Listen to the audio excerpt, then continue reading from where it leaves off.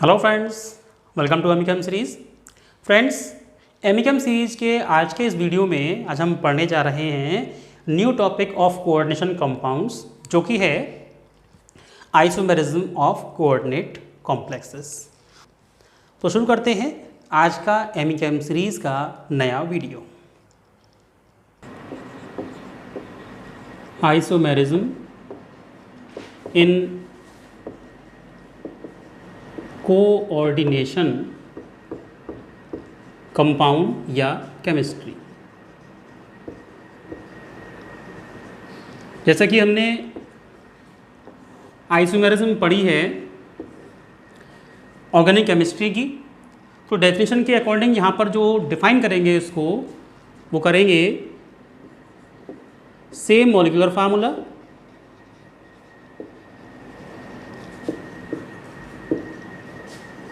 But differ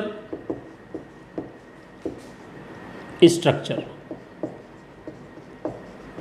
ऐसे compounds जिनका molecular formula same होता है लेकिन उनका स्ट्रक्चर डिफरेंट होता है, ऐसे कंपाउंड्स को हम कहते हैं आइसोमर्स, और ऐसी फिनोमिना को कहते हैं आइसोमेरिज्म।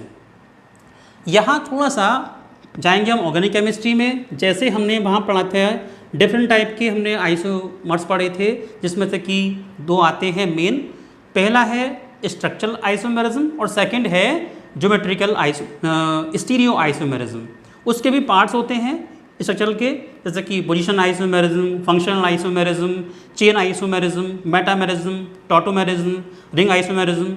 उसी टाइप से एक होती है स्टीरियो आइसोमेरिज्म, जिसमें हम पढ़ते हैं ज्योमेट्रिकल आइसोमेरिज्म और साथ में पढ़ते हैं ऑप्टिकल आइसोमेरिज्म।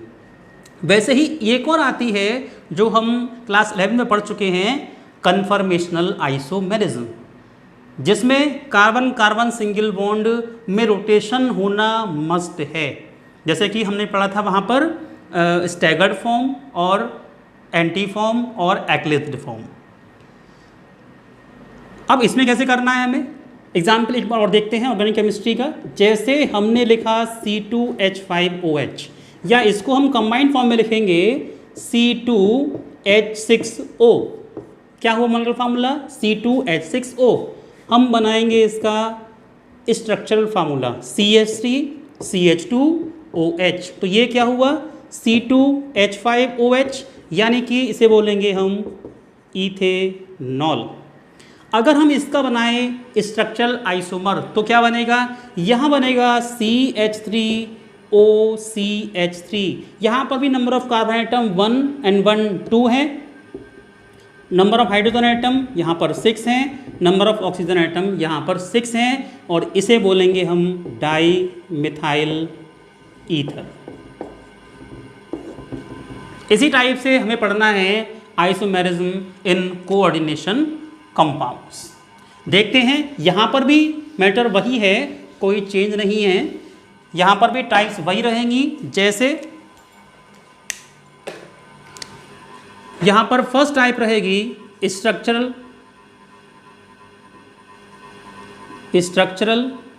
एंड सेकंड रहेगी स्टीरियो आइसोमेरिज्म। स्ट्रक्चरल में यहाँ पर कुछ नाम बदल जाएंगे। जैसे फर्स्ट होता है आयोनाइजेशन आइसोमेरिज्म, सेकंड होगा hydrate isomerism, third coordination isomerism, and fourth linkage isomerism.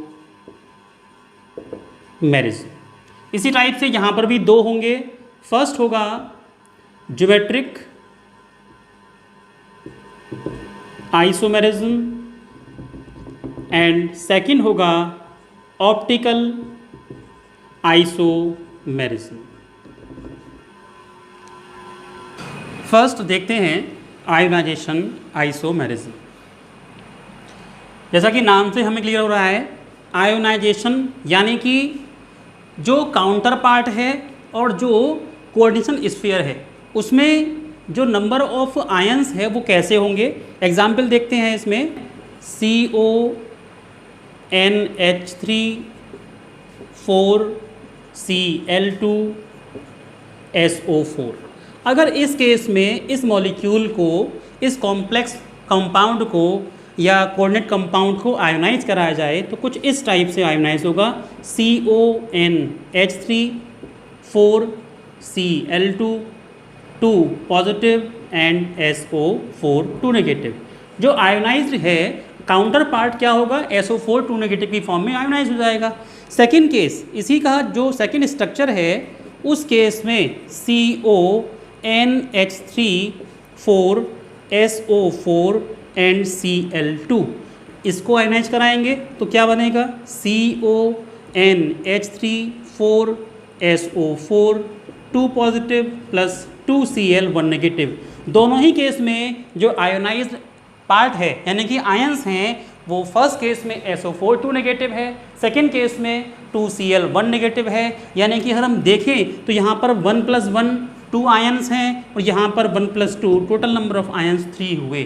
तो ऐसे आइसोमर्स या ऐसे कंपाउंड्स जिनका मॉलिक्यूलर फार्मूला सेम हो लेकिन उनका स्ट्रक्चर यानी कि अरेंजमेंट ऑफ आयंस डिफरेंट हो, जो कि आयोनाइजेशन पर डिफरेंट आयंस देते हैं, उन्हें कहते हैं ionisation isomers and the phenomenon is called ionisation isomerism. Same pattern अगर हम सेकंड देखें यहाँ पर हाइड्रेशन या हाइड्रेट आइसोमेरिज्म में, तो हाइड्रेट आइसोमेरिज्म का अगर पैटर्न देखें थोड़ा सा डिफरेंट आएगा। वो क्या होगा, यहाँ पर नंबर ऑफ H2O मॉलिक्यूल का पैटर्न डिफरेंट होगा। जैसे CrH2O 6Cl3, हम इसके कितने आइसोमर्स बना सकते हैं नंबर ऑफ Cl एटम के बेस पर। देखें CrH2O 5Cl and H2O। Third case में CrH2O 4Cl2 एंड H2O, यहाँ पर हम Cl2 लिखेंगे, Cl2 and H2O twice and Cl। तो ये 3 अगर केस देखें, हालांकि इसमें और भी पॉसिबल हैं क्योंकि जितने Cl एटम बाहर हैं हम उसको अंदर करके इसके जितने भी आयंस हैं उसको बना सकते हैं। तो हाइड्रेट आइसोमेरिज्म में आइसोमर्स का मॉलिक्यूलर फार्मूला इस टाइप से सेम होगा कि उनको आयोनाइजेशन कराने पर वो नंबर ऑफ H2O मॉलिक्यूल को देंगे। किस टाइप से, इस टाइप से। फर्स्ट केस में CrH2O 6 और यहाँ पर 3 positive and 3Cl negative. Change क्या आया, फर्स्ट केस और सेकेंड केस में चेंज इतना आया कि number of water molecule directly attach है सेंट्रल मेटल आयन से, जबकि फर्स्ट केस में वाटर मॉलिक्यूल अटैच नहीं था। और साथ में ही आयोनाइजेशन पर वो कितने वाटर मॉलिक्यूल को आयोनाइज कर रहा है वो भी देखिए। फर्स्ट केस में एक भी मॉलिक्यूल आयोनाइज नहीं हुआ है वाटर का, क्योंकि सभी मॉलिक्यूल कोऑर्डिनेशन स्फीयर में है। सेकेंड केस में यहाँ पर एक मॉलिक्यूल आयोनाइज होगा, मॉलिक्यूल कुछ इस टाइप से ब्रेक होगा, H2O 5Cl1 2 negative positive plus H2O plus 2Cl negative ion. ऐसे ही लास्ट केस में अगर हम देखें तो यहाँ बनेगा CrH2O 4Cl2 1 positive plus 2H2O plus 1Cl negative. तो कैसे डिफाइन करेंगे इसको, हाइड्रेटेड आइसोमेरिज्म को, compounds or coordination compounds having the same molecular formula but different structure. In this case the number of water molecules that coordinate with the central metal ion, and after ionization it form number of water molecule as the ions or as the solvate ion with the solvate ion. तो यहाँ पर कितने molecule directly attach हैं central metal ion से, इस पर depend करता है इस हाइड्रेट आइसोमेरिज्म के उसमें। और ऐसी आइसोमेरिज्म को हाइड्रेशन आइसोमेरिज्म कहते हैं। इसका एक नाम और होता है सॉल्वेट आइसोमेरिज्म। ऐसा किस लिए, क्योंकि वाटर एक सॉल्वेट भी होता है, सॉल्वेंट भी होता है, इसलिए इसको हम सॉल्वेट या सॉल्वेशन आइसोमेरिज्म भी बोलते हैं। इसको हम हाइड्रेट या हाइड्रेशन आइसोमेरिज्म भी बोल सकते हैं। Third isomerism coordination isomerism.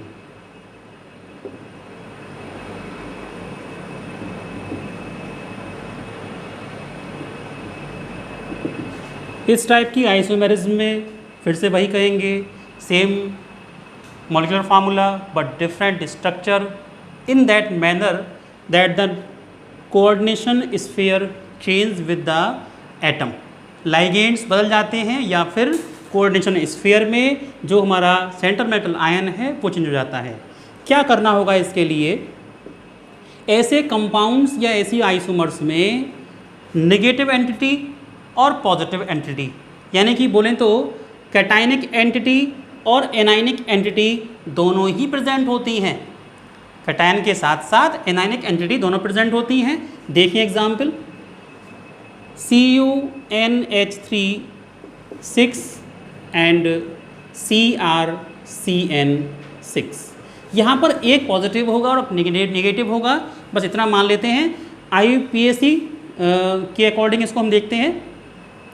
यहाँ पर एक पॉजिटिव, कैसे पॉजिटिव होगा? अगर हम आगे वाला देखें, अगर हम इसको K4FeCN6 के पैटर्न में देखें तो जो इधर वाला है वो तो पॉजिटिव रहेगा, तो इसको हम पॉजिटिव लगा सकते हैं, और जो बाद वाला रहेगा वो नेगेटिव रहेगा। तो इसे कहेंगे हम कैटायनिक एंटिटी और इसे कहेंगे anionic entity. Cationic entity and this one is anionic entity. अब इसमें आइसोमेरिज्म कैसे देखनी है वो समझने की बात है।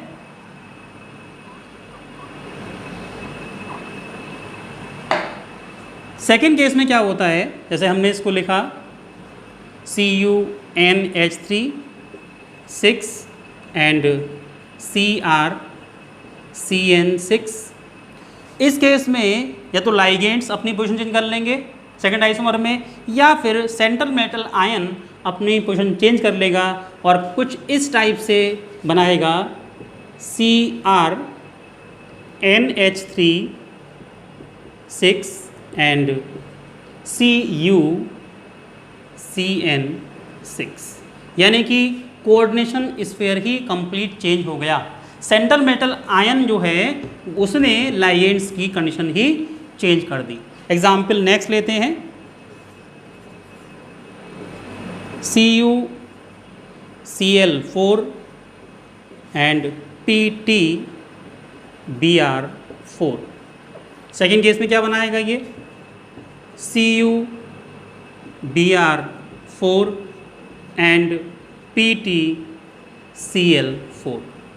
चाहे हम लाइगेंड्स के पोजीशन चेंज कर दें या फिर हम जो सेंट्रल मेटल आयन है उसकी पोजीशन चेंज कर दें, इसका मतलब वो सभी दोनों आपस में क्या होंगे, कोऑर्डिनेशन आइसोमर्स होंगे।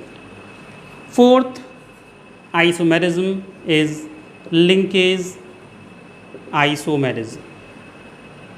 जैसा कि नाम से ही क्लियर हो रहा है, हमने पढ़े थे लाइगेंड्स के बारे में जिसमें कि कुछ एम्बीडेंटेड लाइगेंड्स थे। तो एम्बीडेंटेड लाइगेंड्स जो होते हैं ये उस केस में होगा। एम्बीडेंटेड लाइगेंड्स इस टाइप की आइसोमेरिज्म को शो करते हैं। वहाँ पर भी डेफिनेशन वही आ जाएगी, क्या होगी, same molecular formula but different type of linkage with the ligands. तो एम्बीडेंटेड लाइगेंड्स क्या होते हैं? एम्बीडेंटेड लाइगेंड्स वो होते हैं जो कि एक टाइम में एक एटम के द्वारा लेकिन डिफरेंट टाइम में किसी दूसरे एटम के द्वारा सेंट्रल मेटल आयन से कोऑर्डिनेशन कर सकते हैं। जैसे एग्जाम्पल अगर हम देखें तो फर्स्ट एग्जाम्पल आता है CN, इसका हो जाएगा NC, cyano isocyano. Example number second जो होगा वो होगा SNC या SCN, थायोसाइनेटो, और इसका जो आइसोमर बनेगा वो बनाएगा NCS, आइसोथायोसाइनेटो। इसी टाइप से थर्ड जो है वो बनाएगा nitro nitrito N and second बनाएगा इसका ONO यानी कि नाइट्राइटो O। बाकी सब वही रहता है, कुछ चेंज नहीं है। देखें एग्जाम्पल देखते हैं, जैसे CrNH3Cl2 Br एंड NO2, एक कंपाउंड हमने ले लिया इस तरीके से। कुछ भी हो सकता है, एग्जाम्पल कंफर्म नहीं है कि हम यही लेंगे, हालांकि इसमें तो वैलेंसी इसकी ज़्यादा हो जाएगी, तो हम इसको थोड़ा चेंज कर देते हैं, अब सही रहेगा ये। तो Br1 negative, NO2 1 negative, Cl1 negative, तीनों मिलकर क्या बना देंगे 3 नेगेटिव, Cr3 नेगेटिव हो जाएगा, हालांकि Cr तो 5 नेगेटिव पॉसिबल है। तो CrNH3 4 BrNO2 Cl नाम हमें लेने की जरूरत नहीं है कि आप जानते हैं इसको। हम इसका आइसोमर कैसे बनाएंगे, CrNH3 4 BrONO एंड Cl। तो फर्स्ट केस में क्या है, अगर इसका नाम लेंगे तो यहाँ पर लेंगे नाइट्राइटो N, और इस केस में क्या आएगा नाइट्राइटो O, क्योंकि जो लाइगेंड से जुड़ेगा, जो सेंट्रल मेटल आयरन से जुड़ेगा, उससे लाइगेंड का जो एटम है, डोनर एटम, वो क्या है O, और इसमें डोनर एटम रहेगा ये N। तो लिंकेज आइसोमेरिज्म एक ऐसी आइसोमेरिज्म होती है जिसमें जो लाइगेंड्स होते हैं उनकी लिंकेज सेंट्रल मेटल एटम से या आयन से डिफरेंट होती है। ऐसे आइसोमर्स को हम कहते हैं linkage isomerism, isomers and the phenomenon is known as linkage isomerism. हमने पढ़े आज 4 आइसोमेरिज्म। तो चारों आइसोमेरिज्म की जानने की ट्रिक क्या है कि इजीली देखकर हम पहचान लें कि ये 4 आइसोमेरिज्म दिए गए कंपाउंड में होगी। एग्जाम में वही पूछा जाएगा कि फाइंड आउट या identify the isomerism in the following given compounds. तो फर्स्ट केस आपको क्या देखना है, यहाँ पर 4 टॉपिक आते हैं, जैसे कि एग्जाम्पल चारों दिए हुए हैं आपको। तो फर्स्ट केस में देखेंगे कि इनर और आउटर में अगर केवल एंटिटी एक हो, इसमें इनर और आउटर में नंबर ऑफ आयन क्या दे रहा है वो, यहाँ पर Cl2 बाहर Br2, और इस केस में अंदर Br2 और बाहर काउंटर पार्ट में Cl2 है। यानी कि काउंटर पार्ट क्या है, सबसे पहले देखेंगे काउंटर पार्ट में क्या आ रहा है। अगर काउंटर पार्ट में वाटर के अलावा कुछ भी आ रहा है, वाटर नहीं आ रहा हो दोनों केस में, इसका मतलब यहाँ पर हो जाएगी आयोनाइजेशन आइसोमेरिज्म। वाटर देखना है पहले हमें, अगर वाटर नहीं है तो आयोनाइजेशन आइसोमेरिज्म, और अगर दोनों एग्जाम्पल में से किसी में भी वाटर आ रहा हो, इसका मतलब उसे कहेंगे हाइड्रेट या सॉल्वेट आइसोमेरिज्म, दोनों में से कुछ भी कह सकते हैं। अगर काउंटर पार्ट में वाटर मॉलिक्यूल आ रहा है एक, इसका मतलब वो होगी हाइड्रेट आइसोमेरिज्म। काउंटर पार्ट में वाटर मॉलिक्यूल नहीं आ रहा है, कोई भी और आयन आ रहा है, इसका मतलब आयोनाइजेशन आइसोमेरिज्म होगी। अंदर वाटर मॉलिक्यूल नहीं देखना है हमें देखना है काउंटर पार्ट में वाटर मॉलिक्यूल आ रहा है या नहीं आ रहा है। ऐसा भी पॉसिबल है कि हम इसकी जगह पर H2 लिख देते इसके प्लेस पर, तो बात तो वही रहती, लेकिन वो H2 दोनों ही केस में वो अंदर है। तो वाटर मॉलिक्यूल को केवल हमें बाहर देखना है काउंटर पार्ट में। थर्ड केस, जहाँ पर भी देख लें 2 ब्रैकेट, जहाँ आपने 2 ब्रैकेट देखी, 2 ब्रैकेट का मतलब क्या है, ये किस में आएगा, कोऑर्डिनेशन। 2 ब्रैकेट का मतलब क्या आएगा, कोऑर्डिनेशन। और जिन केस में ये 3 आपने देख लिए, NO2, CN और SCN, जहाँ पर भी जिस एग्जाम्पल में आपने ये तीनों देखे और उसके बाद फ़ौरन एग्जाम्पल नंबर 2 में देखिए कि क्या इसका कुछ चेंज आ रहा है। जैसे यहाँ पर NO है, सेकेंड केस में NO2 आ रहा है। अगर इसमें CN है, क्या यहाँ पर NC लिखा हुआ है। इस केस में SCN है, क्या यहाँ पर NCS लिखा हुआ है। इसका मतलब इस केस में आइसोमेरिज्म हो जाएगी लिंकेज। वो आपसे ऐसे एग्जाम्पल पूछेगा एग्जाम में। तो इजीली फर्स्ट केस में क्या बताया आपको, काउंटर पार्ट में देखेंगे, यानी कि प्राइमरी वैलेंसी में देखेंगे वाटर मॉलिक्यूल को, वाटर मॉलिक्यूल है तो लिंकेज हाइड्रेट आइसोमेरिज्म, और अगर नहीं है कोई और आयन है दोनों तरफ, इसका मतलब आयोनाइजेशन आइसोमेरिज्म। जबकि 2 ब्रैकेट की केस में दो क्या हो जाएंगी, एंटिटी दो हो जाएंगी। इस केस में कोऑर्डिनेशन आइसोमेरिज्म हो जाएगी। और थर्ड जो हमारा आएगा वो तीन दिखेंगे, ये तीन एग्जाम्पल NO2 CN और SCN, इसका मतलब यहाँ पर लिंकेज आइसोमेरिज्म हो जाएगी। फ्रेंड्स आज के इस वीडियो में इतना ही पढ़ाएंगे आपको। फ्रेंड्स यदि आपको मेरा ये वीडियो अच्छा लगा हो तो प्लीज़ लाइक कीजिए, कमेंट कीजिए और अपने दोस्तों के बीच शेयर कीजिए। और एमिकैम सीरीज़ के सभी अपकमिंग वीडियोस के नोटिफिकेशंस आपको मिलते रहें, इसके लिए बेल आइकन पर प्रेस करके ऑल के बटन को प्रेस कीजिए। फ्रेंड्स आज के लिए इतना ही। Thank you for watching video.